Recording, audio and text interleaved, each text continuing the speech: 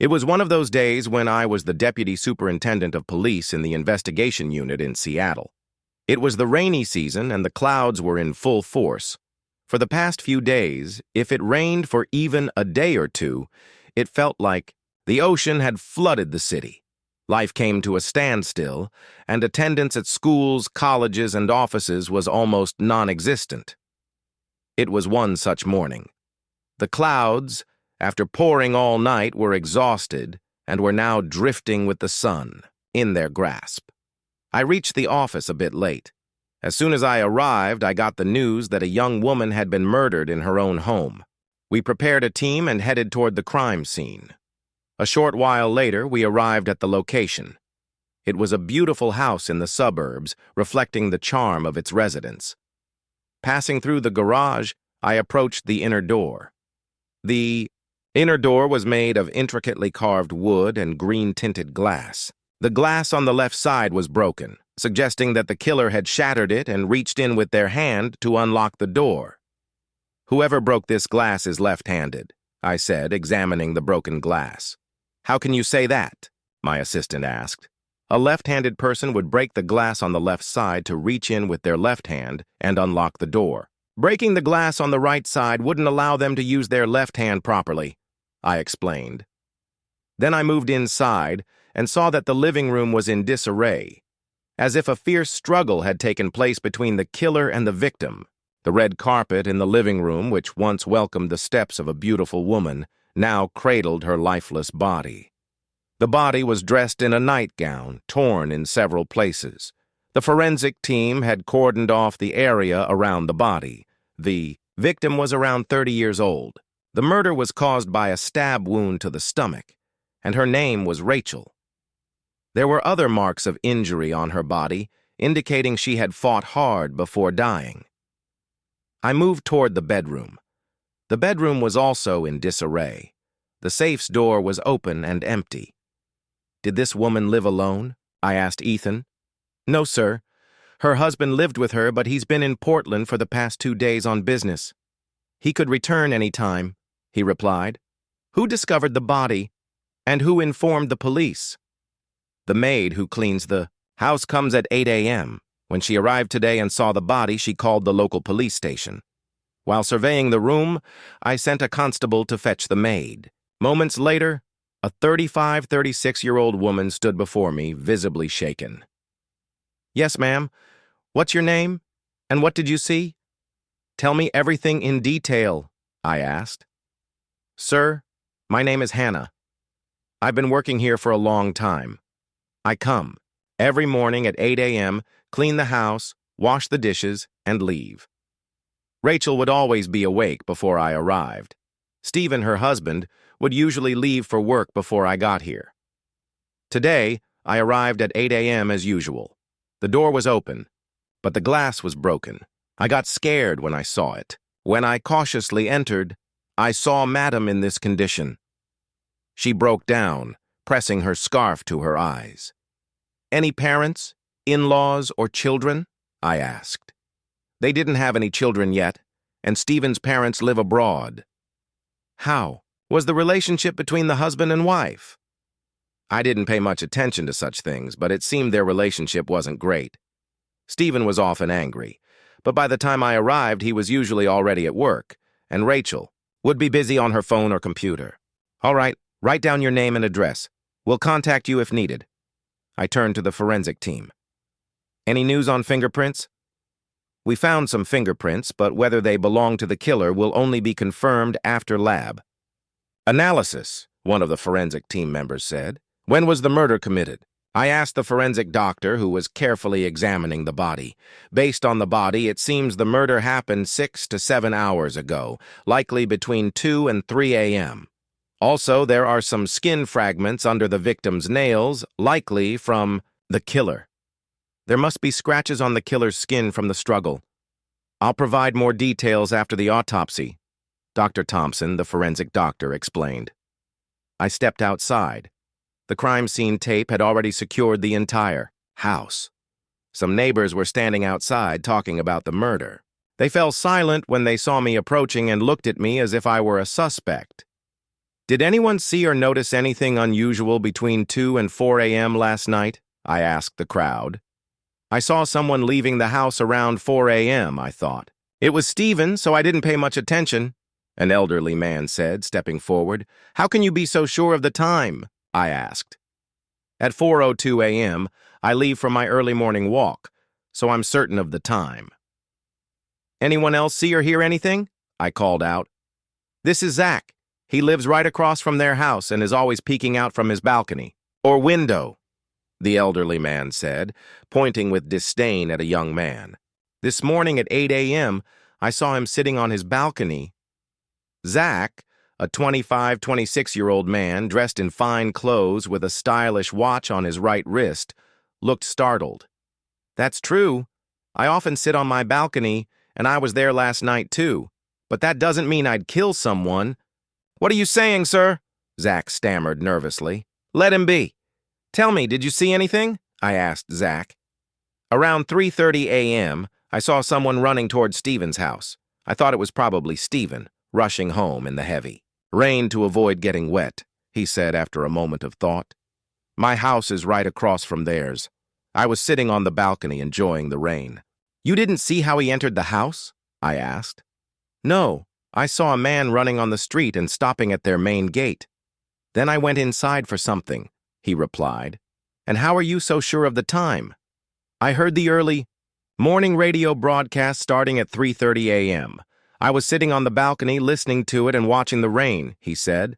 What observant neighbors. One used the timing of his morning walk, and another used the radio broadcast to pinpoint when the killer entered and left the house.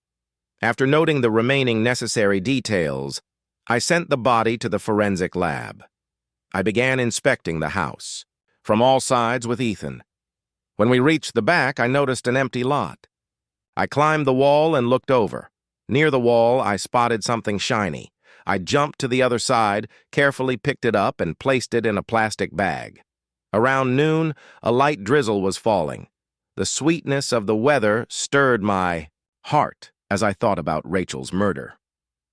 Sir, the victim's husband Stephen is here, a constable announced as he entered. Send him in. Stephen Anderson entered. I gestured for him to sit. His disheveled appearance showed how his wife's sudden death had shattered him.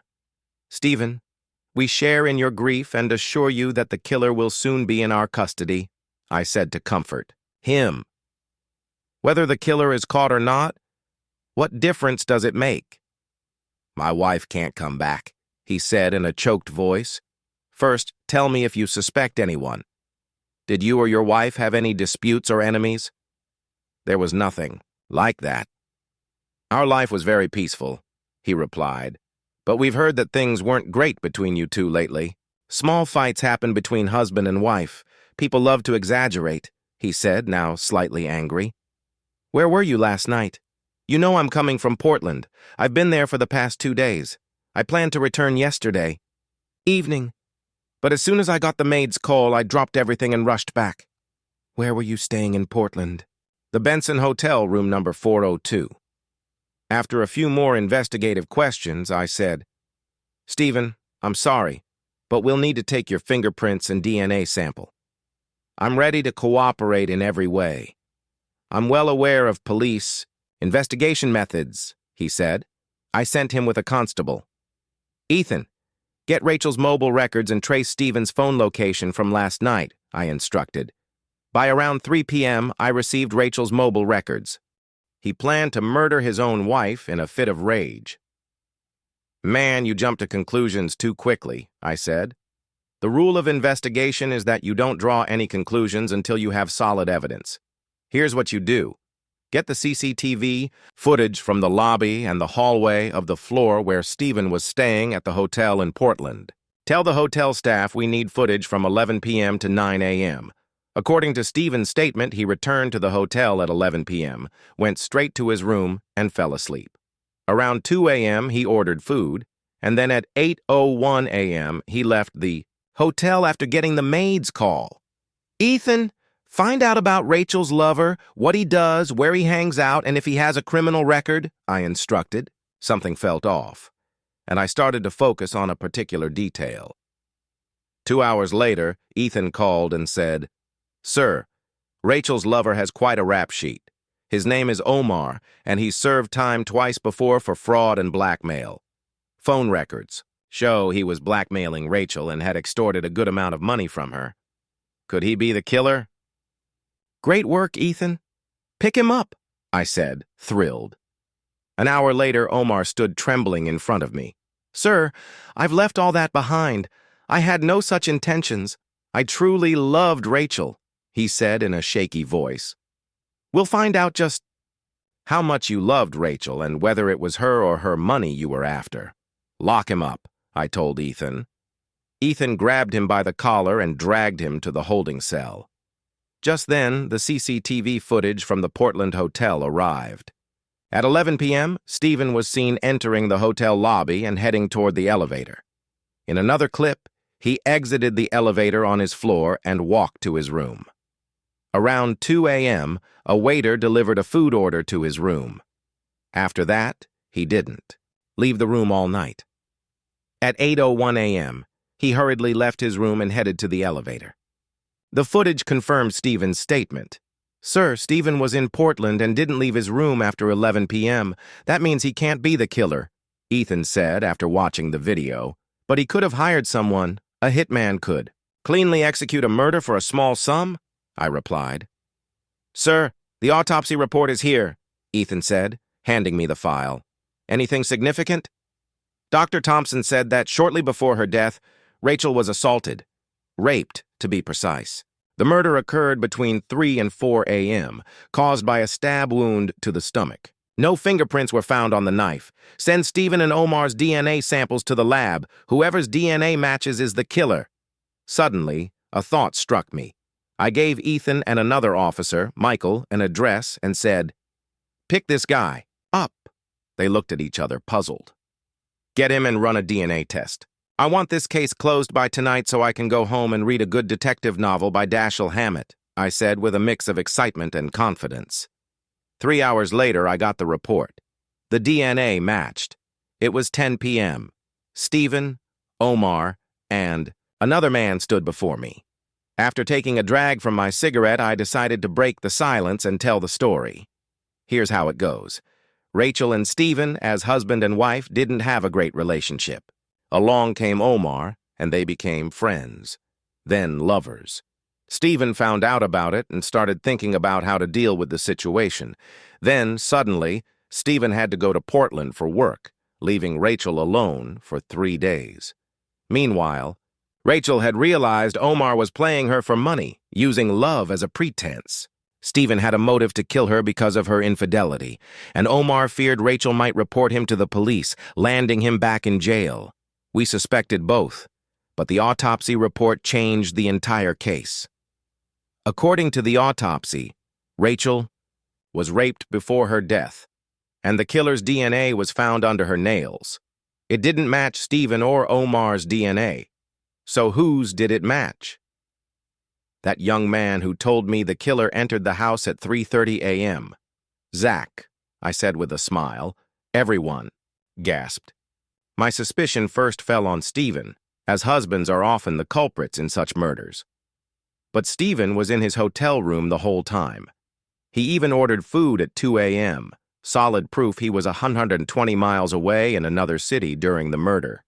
Then, I suspected Omar, who was blackmailing Rachel, and she had threatened to turn him in.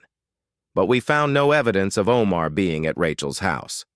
That led me to a third person, Zach. I had noticed scratches on his neck and a watch on his right wrist. The broken glass suggested the intruder was left-handed. Left-handed people often wear watches on their right wrist to avoid trouble while writing. As I finished, Stephen shouted, "You bastard, you killed my wife! I won't let you live!" He grabbed Zach by the collar. "Let him go, Stephen. We've caught the real criminal," I said with a smile. "But you just said the DNA matched Zach," Stephen exclaimed, confused. "I said the DNA matched, and that's why he was brought in. But I didn't say he committed the murder. You did." "Stephen," I said, taking another drag from my cigarette. "What?" The room echoed with Stephen's shocked voice. "What do you mean? You know I was in Portland last night. You saw the CCTV footage. You saw I ordered food at 2 a.m. The waiter saw me. He'll testify. Absolutely, everything you said is true. Yet I'll still say you committed the murder. This is nonsense. First you say Zach's DNA matched, then you say I was in the hotel, and now you claim I didn't commit the murder. How can I be in two places at once? Have you lost it, detective? Stephen protested. Listen, Stephen, you knew about your wife's affair but couldn't divorce her. It would have cost you 50% of the company shares, which you couldn't bear. So you devised a brilliant plan. You recruited 2 accomplices. According to the plan, one of them dressed like you and entered the hotel at 9 p.m. using the key you'd given him. To solidify the alibi, he ordered food at 2 a.m., making everyone believe you were in the hotel room. Meanwhile, your other accomplice drove you from Portland to Seattle. You lay low in the back seat to avoid toll plaza cameras. They cleverly parked near the empty lot behind your house. You scaled the wall, opened a window, and entered the bedroom. You didn't use the main door to avoid being seen. By then, Zach had already done his deed and left, leaving Rachel unconscious. Thinking she was asleep, you stabbed her in the stomach, killing your own wife. To stage it as a robbery, you emptied the safe, scattered things around, placed her, body on the floor, and left the same way. You did all this in under 10 minutes. You were so panicked that you didn't notice the broken glass at the front door, or you'd have realized someone else had entered before you. I paused, and Stephen's face changed colors, one after another. So, who did the elderly man see leaving the house at 4:01 a.m.? Ethan asked quickly. That was me, Zach admitted, his head bowed. It was the first time he spoke during the proceedings. I knew Stephen was out of town, and Rachel was alone. I often clashed with Stephen, and Rachel didn't like me either.